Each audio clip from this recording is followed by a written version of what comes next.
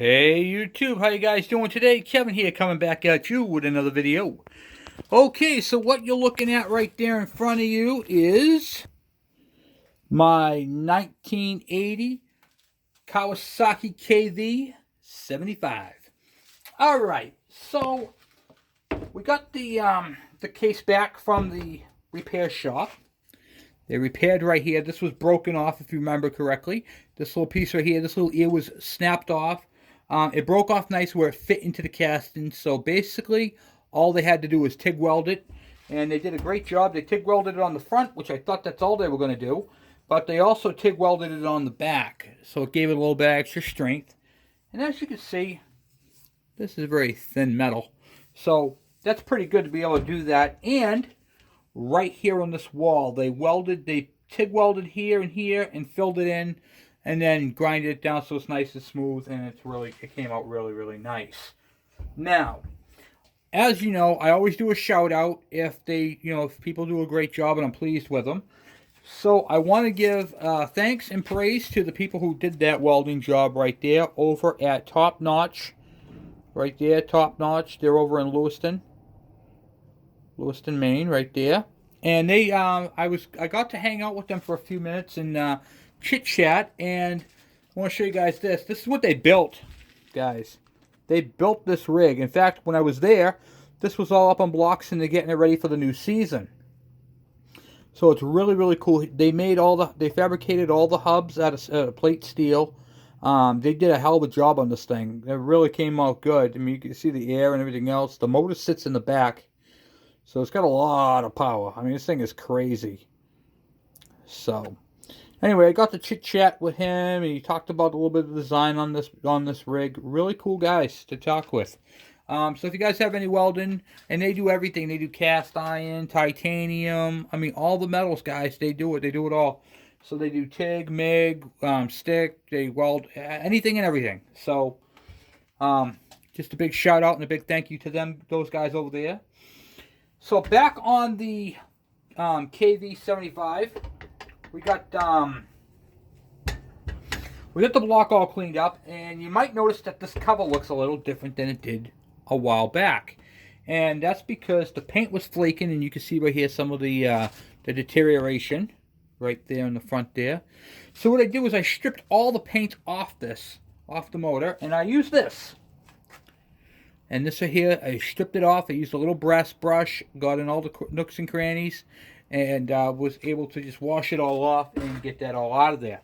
So now we have the cases all ready. The block is all ready for paint. Now, I wanted to get into this a little bit and do a little discussion with you guys.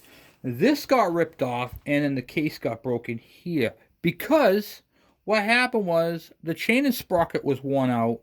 The chain fell off the rear sprocket and got thrown through the block. That's how that happens, okay? So it's very important to, before you ride, check your chain and sprockets, because you can really mess up your engine.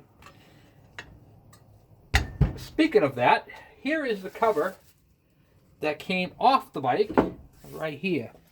So this right here was the cover that was on that actual engine, and it's got a crack right here. And then when you look on the back of it, they repaired it. Now, this was done before me. This is before I got it. But you can see where the chain actually ripped through the case right here. This plate was riveted. I showed you guys this before, and you can see where it's lifted up right there. Now, that's an easy fix right there. They can, you can hit right here, knock it back down, weld it, and fix that crack, and then fill that in right there. But we're getting a new cover. So we have a new cover coming in for this from a good friend of mine who's been helping me out with this project. So I wanted to touch base and give you guys a little update on the engine. So everything as far as the engine is concerned, these three cases are good. I always look at the engine as 4 cases. A lot of people look at it as 2. There are 4 major parts of the case. Right outer, right inner, left outer. Once you get all 4 of those cases together, you're good to go. So, and then you can start building it from there. So that's the case. The case is cleaned. I gotta, what do you call it there? I gotta do a little bit more detailing. We're getting all the seals and all that stuff. This is all gonna be painted up in here because it looks like crap. Now, this happens right here. You can see this this varnish right here, that's because when that seal was broken, what was happening was when the chain's coming around, it's pumping water and crap inside there. So that's not good for the.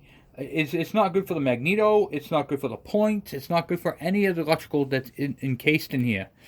The bike did run when I got it. I heard this engine run. It ran okay, but mostly because it was flooded out. So I wanted to touch base with you guys on that and share with you. Check your chains and sprockets before you ride, or damage can occur. All right. So we've got that mess all taken care of. So that's back from the welders. They did a great job, and we're waiting on parts. Now, I get asked a lot of questions, and you guys are great with your questions. I thank you guys very, very much for them. So I'm going to go over, one person asked me, Kevin, what are the chemicals that you use when you're working on bikes? Well, I'll show you guys a few. I mean, obviously, you guys know I use penetrating oil. You know I use WD-40. Everybody does. I use PB Blaster. I use, I've mentioned it before, Permatex, gasket sealant. I use, except for when I'm doing the cases. When I'm putting the cases together, I use the Honda stuff. It's really, really good. But when it comes to removing paint, I use that right there. If I'm doing a carburetor, I throw it in the ultrasonic cleaner. If I'm doing a carburetor that's been sitting for a little bit, I use my, what do you call it there? I have it in the other room. I'll go grab it in a minute. That can of parts cleaner. If I'm doing, oh, I got it right here, actually. Right here. The gunk. I use the gunk right here. Now, I'm not sponsored by any of these people, just so you guys know. So I'm giving you actual stuff that I use, that I bought out of my own pocket, and that I am not being paid to promote. But when it's a good product, I like to share it with you guys, so you guys can then go ahead and use it on yours. Now, this carburetor cleaner right here is thick. It's not like carburetor cleaner like you would find in a spray can. Okay, this stuff is like an oil base, and it will sit. You let it soak. It has a little handy little basket. I showed it to you guys before. That comes with it. Okay, and if you have an ultrasonic cleaner and you buy these like this is good to keep in for your ultrasonic cleaner. Just so you guys know. All right. So it's got a little bit of an odor, but it's not overbearing. Okay, and this is just as it says, carburetor cleaner and parts cleaner. If you have transmission parts that you want to clean, you can let them soak in here and then clean them off. It stuff works really, really well. So it's a good parts cleaner to have. It comes in its own little gallon jug. The other thing I use is if I have rusted bolts or screws, little rusty parts, I put them in a little bucket and I put some of this Evapor Rust. This stuff works great. It's a little time consuming to use, and you got to use it in 68 to 70, minimal degree weather, Fahrenheit. So it tells you on the back here, right here. Was it 1 to 12 hours, depending upon the rust? Yep. And there was one part on here.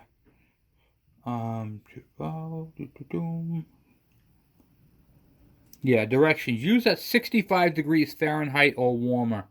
So you really got to use that in the house, or on a really nice hot day. And remember, the warmer it is, the better it works. If you use it in an ultrasonic cleaner, it really works good. You don't turn the ultrasonic cleaner on, or you can, but I just put the heat on and let it do its thing in a bucket, and the bolts come out amazing. So there's that, and this is environmentally safe and friendly, so that really helps, and it cleans a lot of stuff. Okay, so keep that in mind with that. One of the other chemicals I use, if when I'm working on things and I'm breaking up a liner inside of a fuel tank, I use acetone. And here's a little rule with any products you get. Acetone is acetone no matter who you get it from. Yeah, that's fair enough. Rust-Oleum, who makes paint, would know best to make the proper mixture of acetone, okay? Because there is a lot of chemicals in acetone to make acetone. It's not just one chemical. So This right here does everything. It thins epoxies, fiberglass resin, all kinds of stuff. So this is good if you have a fuel tank that has a liner in it that has a lot of rust underneath the liner. This is what you use to break up the liner. After you get the liner out, this stuff right here is great, but it's not going to eat all the rust inside of a tank. It's going to take way too long. I use vinegar sometimes, like straight up vinegar, but that's only 5% acidity. And that can take a few days to do. And by that time, it's just, everything's gone south at that point. So, to clean a tank within a couple of hours, when I get one, typically what I do is I use the acetone to break up the liner and get that out. Once the liner is all dissolved and broken up, I then flush it out with water, and then I use this to break up the rust. I keep messing up the pronunciation, so I'm just going to show it to you guys. This can be found at your local hardware store, and you can find that stuff right there at, well, I get this at Tractor Supply. Some places ask you for a license or an identification because it's a heavy acid. This stuff is extremely dangerous. Now, with that said, on all chemicals except for this one, you really need to wear safety glasses and gloves. Don't be a hero. The idea is to get on the bike and ride the bike, not to be put up in a hospital with severe burns and everything else. So these are harsh chemicals, just so you guys know. And with that said, with having harsh chemicals, you need to use the proper precautions. You gotta make sure that you're protected in your environment. Do not dump this stuff on the ground, guys. Okay. Um, the muric acid, this acid right here, this dissolves in water, but a lot of water. So what I do is after I use it over a drain bucket, a black drain bucket, and then I filter it and put it back in here. I just use a rag to filter it, and then I put it back in here and dispose of the water, the remains of it correctly. Um, just by means of water, drowning it out. Um, this stuff is used in pools. It's used on cement, so it is something you can put down the drain, but not straight. You gotta mix it. You gotta make sure that there is like way, way, way dissolved. Okay. Um, I reuse it over until it is just so bad it doesn't work no more. This is also a chemical you don't want to use in your house, and you don't want to breathe it in. This has a heavy vapor to it. It's dangerous for you, so you got to make sure you might want to use a respirator, and definitely want to use it outside where it's not going to be in an enclosed area, because it really starts. In fact, when you're looking at some of the tanks, you'll start to see the plume coming off the inside of the tank. It's heavy, heavy, heavy. So make sure, and you don't want to get this on your skin. It will burn you faster than battery acid. Swear to God. So make sure you are well protected. Got good gloves on, safety glasses, respirator, and a well ventilated area when you're using this product. This product right here, you want to wear gloves. This stuff will burn you. It is aircraft. It works in 10 minutes. Stuff works very, very fast. And you'll start to see the paint bubbling up. Use a paintbrush and apply it gingerly onto it, and it will come right off. So, and it's one of those things, a little dab will do you. You don't need a whole lot. You don't need to pour this onto it. What I do is I take it and I pour a strip, and then I use the paintbrush and spread it out from there. And it works pretty well. Acetone, you don't want to get this in your eyes, and you definitely want to wear gloves. It is also a harsh chemical, and you want to make sure you use all these chemicals away from pets. And you don't want to have it anywhere near a body of water, where drinking water or anything like that. So keep your environment in your mind, and keep the people, animals, pets, all that in mind whenever you're using any chemicals outside, inside, or anywhere for that matter. And make sure you have a proper ventilation, proper PPE, which is personal protection equipment. And always on this channel we stress safety, because without safety you don't ride these bikes. You watch other people ride them. You know what I mean? So I just wanted to touch base on some of the chemicals that I use and the proper way of using them, because it is very important. A severe burn can occur, and that would not be nice or fun or anything like that. Alright, so I have one more thing to talk to you guys about, and I'll go grab it.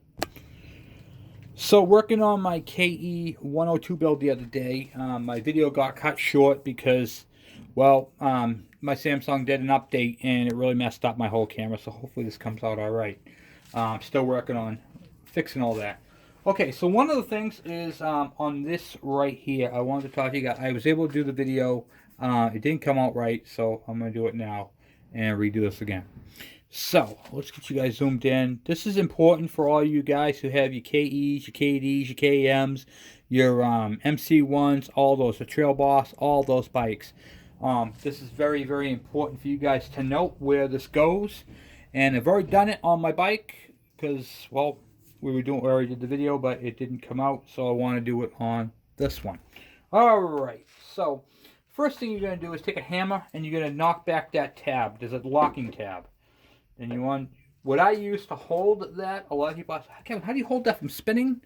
I just use a pair of channel lock pliers. These are channel locks. There's the channel. These are locks.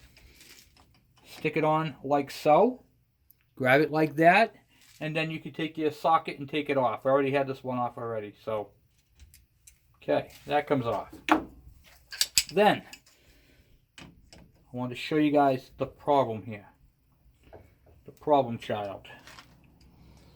If I can. Alright, so when you separate your case, you might see one of these on the floor. This little O-ring. This little O-ring happens to be very important. In fact, it's left out of a lot of bikes that I've been noticing. I put it up against the blue so you can see it's a very thin O-ring. And I always get, Kevin, where does I got this little O-ring on the ground and I don't know where. Did it come out of my motor? Where does that go? Well, that, my friends, is why we're doing these channels, right? So you might notice your bike is all covered with oil up in here. Okay, and then you end up taking the screwdriver and you pry out that seal and you put a new seal in there. And you put the whole thing back together, and then I get, Kevin, my bike is still leaking oil. What could it be? Here's your culprit. Here's your culprit right there. Okay, let me explain to you how this works. So, the reason why this seal is so important is because, see these grooves right here? I'm going to zoom you guys in a little bit here. Boom. There's little grooves right there. Yep. This little seal goes over that. If I can get it on there, my big fingers. You're going to push it all the way back. See this collar right here? See that groove?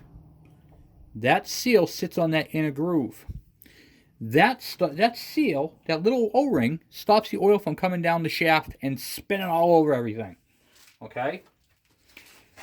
What a lot of people do is they replace that seal because they think it's leaking around here. When in all reality, your oil is coming through the inner part. So the seal seals the ring to the shaft, and then the whole thing spins together in perfect harmony, and then the seal right there seals it on the outside. So you have two seals. You have an inner one and an outer one. Very important. Good to note. The other thing I see a lot of people doing is, this is why we do this channel. I love the questions, guys. See how there's a flat surface, and then there's a surface with a notch. That notch sticks out. Get this on there. There we go. And then the correct order of all this. Okay. So then you have a washer with a little groove. That washer is going to line up with the groove that's on there. You guys can see that. Yep. The groove right there. And then this is your lock washer. So it locks into the groove, and then you're going to bend this tab up after you tighten up your nut. Your bolt, I mean. So your bolt is going to go through here first. That groove is going to line up with that notch right there. So it's going to look like that. And then that is going to go into the groove that's on your, what do you call it there? On your sprocket. And of course, then when you tighten it down, use a pair of channel locks, channel lock them. Lock your sprocket, tighten it up, and then take a screwdriver and a what do you call it there? Or a punch. And knock that tab over. You just go like this, like that, and then it will bend it up there and it'll lock it so that bolt can't back out.